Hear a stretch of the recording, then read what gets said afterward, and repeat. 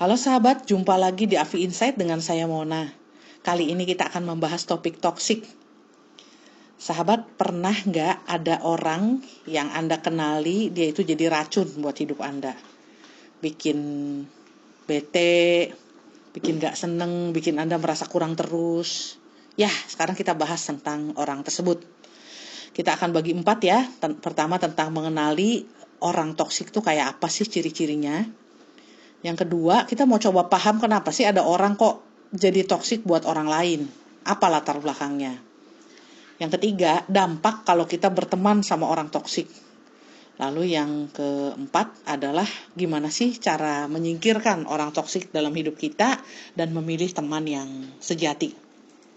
Oke, ada namanya Frank Kermit, itu mengatakan, the best way to deal with a toxic person is not to deal with that person at all. Jadi kalau mau caranya menghadapi orang toksik, jangan berhadapan lah sama orang kayak gitu. Jadi intinya jangan berurusan dengan orang toksik, saking berbahayanya gitu ya urusan sama orang toksik bagi kesehatan mental kita. Nah, sekarang kita masuk ciri-ciri orang toksik apa. Nah, sambil bahas ciri-ciri, sahabat boleh membayang-bayangkan mungkin ada orang-orang yang ciri-cirinya cocok di sekitar Anda. Boleh juga tuh gitu ya dievaluasi. Nah, ini menurut Everly 2019 di Psikologi Today. Yang pertama, ada ciri orang toksik itu ada empat macam ya jenisnya. Tapi ini masing-masing tuh bisa berdiri sendiri. Jadi nggak harus ada 4-4-nya baru bisa disebut toksik gitu ya. Yang pertama, yang tipenya jenis yang narsisistik agresif. Jadi orang yang kayak gini tuh ciri-cirinya dia tuh agresif ya. Mungkin verbal, mungkin juga fisik juga ya agresinya. Egois biasanya orangnya. Lalu abusive tuh apa ya? Suka menyalahgunakan kekuasaan kali ya. Dia punya power apa, diangkat jadi ketua kelas kek, atau misalnya dia menjabat apa kek, dia pergunakan powernya dengan semena-mena. Suka mengintimidasi, membuat orang lain tuh merasa lebih kecil atau lebih takut. Dia begitu sukanya begitu ya. Lalu ada juga yang seperti ini tuh yang posesif.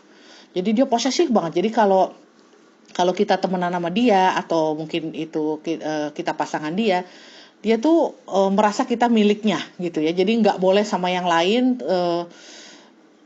sangat mencengkeram lah begitu ya. Mungkin rasanya kalau berteman dengan yang kayak gini atau berrelasi dengan yang kayak gini mungkin kita sesek kali ya, merasa nggak aman juga sama dia gitu. Karena sewaktu-waktu dia bisa memunculkan agresinya dan itu tentu membuat kita tidak secure ya, merasa nggak aman.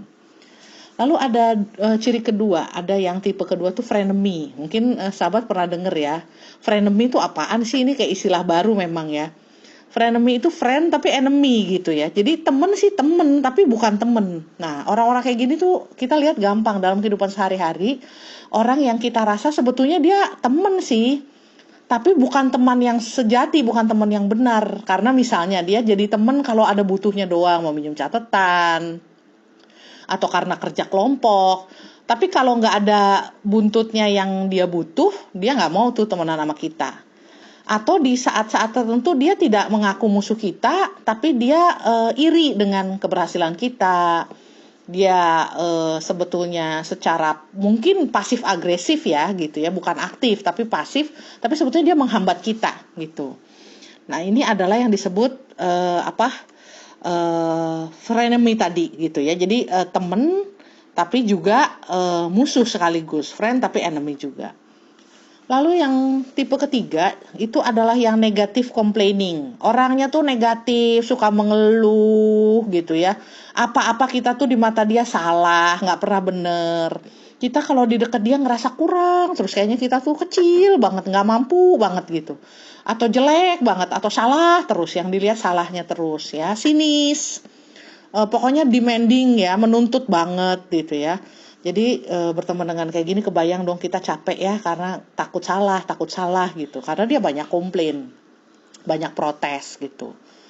Lalu yang terakhir nih, ini yang mungkin sahabat suka kenal dengan Queen of Drama. Jadi orangnya tuh overly dramatic, sangat drama banget ya. Suka kadang-kadang mungkin kalau yang berpenampilan menarik banyak ya, suka menggoda gitu ya. memanipulasi, atau kalau diperlukan dia akan bikin drama, membuat orang lain tuh merasa bersalah. Kalau keinginannya tidak dipenuhi, dia akan wah pokoknya dramatik banget deh gitu ya. Pokoknya ngalah-ngalahin lah drama Korea ya. Nah, jadi silahkan sahabat lihat ada nggak sih ciri-ciri orang toksik di sekitar Anda gitu ya. Kurang lebih 4 itulah dari 4 hal itu. So, pertanyaan selanjutnya adalah mengapa sih orang itu bisa jadi toksik buat orang lain? Ya, kalau logikanya kan kita nggak mau dong jadi toksik buat orang lain karena pasti kita tidak disukai. Pasti orang lain akan menghindari kita gitu ya karena dampaknya buruk untuk mereka. So, tapi kenapa ada yang mau jadi toksik untuk orang lain? Itu ada 4 hal sahabat, mungkin kita bisa lihat. Pertama mungkin dia mempelajari perilaku maladaptif. Ya, ini dari Leigh 2017. Bagus banget artikelnya Leigh ini ya. Jadi orang seperti ini bisa jadi toksik karena dia belajar. Ada perilaku yang sebetulnya tidak adaptif, yang justru malah berdampak buruk. Tapi karena dia lihat perilaku tersebut 1-2 kali berhasil. Contoh nih kalau di anak-anak atau remaja gitu ya. Cara mendapatkan keinginan itu adalah dengan ngambek. Mogok gitu ya, nggak mau ngomong, musuhin. Nah, kalau itu dia anggap wah ternyata kalau pakai cara ini berhasil dapat yang dimau. Nah, itu berarti dia jadi toksik, memiliki ciri-ciri toksik karena dia belajar bahwa itu 1-2 kali 3 kali tuh berhasil gitu ya. Yang kedua, orang toksik itu mungkin ada konflik internal di dalam dirinya. Dan mungkin ada kebutuhan-kebutuhan psikologis yang tidak terpenuhi. Misalnya, belum pernah sungguh merasakan dicintai tanpa syarat itu kayak apa sih? Yang dimaksud cinta yang tulus itu kayak apa sih yang tanpa syarat gitu ya? Nah, dengan dia tidak punya kebutuhan itu ada padahal dari dia untuk dicintai, tapi tidak terpenuhi, sehingga dia tidak bisa untuk menampilkan misalnya ketulusan atau apa, dia anggapnya adalah pasti ujung-ujungnya ada. Makanya mungkin hobi komplain, suka ngeritik, nggak mau disalahin, nyalahin orang lain gitu ya. Nah, yang seperti itu. Lalu yang ketiga, bisa juga orang jadi toksik, termasuk kita ya sahabat ya. Termasuk kita juga bisa jadi toksik buat orang lain ketika kita mungkin mismanagement. Kita salah memanage emosi-emosi kita gitu. Jadi kita lagi sedih, tapi yang kita tampilin kita marah gitu ya. Mungkin sahabat pernah bertemu kasus atau ketemu orang yang ketika dia sangat kecewa, mungkin dikhianati, mungkin apa, emosinya sedih. Tapi yang respon muncul pertama itu marah yang tidak terkendali, misalnya gitu ya. Nah, bagaimana kita mengelola emosi-emosi itu ketika miss gitu ya, pengelolaannya ya.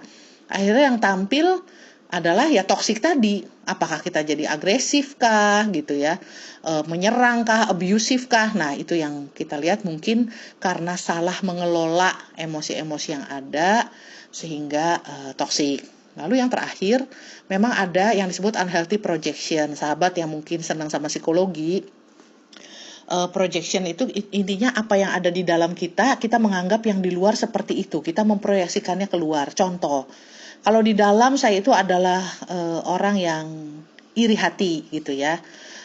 Menginginkan, saya merasa bahwa orang lain tuh punya lebih baik dari saya. Saya ingin seperti yang orang lain miliki gitu. Nah, itu saya menganggap orang lain juga gampang iri sama saya. Jadi kalau ada orang bagaimana ke saya akan bilang, oh itu tuh dia iri sama saya. Oh dia juga iri, dia tuh dengki, dia tuh jealous sama aku misalnya gitu ya. Dianggap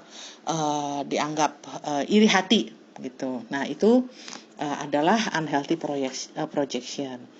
Nah, lanjutnya adalah bagaimana nih kalau udah terlanjur berteman sama orang toksik dan apa dampaknya buat kita. Oke, ada 2 yang jelas dampaknya.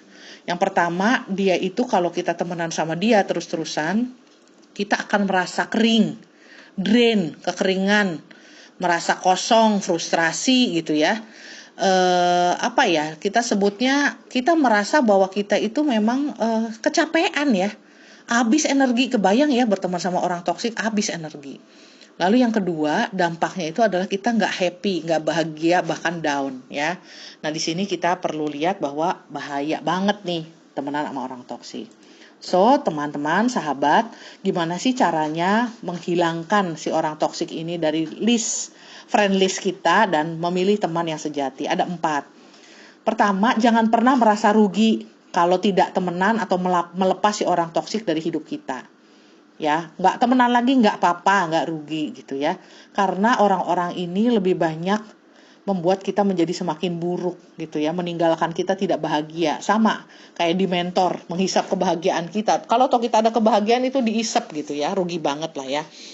Jadi jangan merasa rugi kalau ngelepas mereka. Yang kedua, kita tuh nggak akan pernah bisa membeli pertemanan.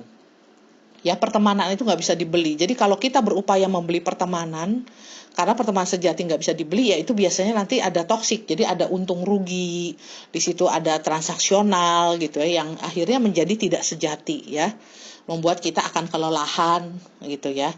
Lalu yang ketiga, memang untuk berteman itu harus respect, berdasarkan menghargai orang lain. Jadi kalau bukan karena menghargai, tidak karena respect to others, begitu juga kita tidak di-respect, ya nggak usah, ya nggak bisa itu, gitu ya. Lalu yang keempat adalah mutual trust. Jadi yang disebut rasa saling percaya, saling ya, bukan kita percaya sama dia nggak percaya sama kita, nggak bisa.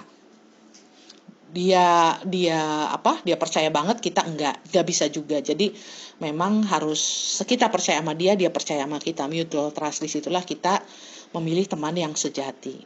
Nah, begitu sahabat, semoga terhindar dari relasi yang toksik dan sahabat bisa mengalami dan memiliki pertemanan yang sangat bahagia, yang menyenangkan.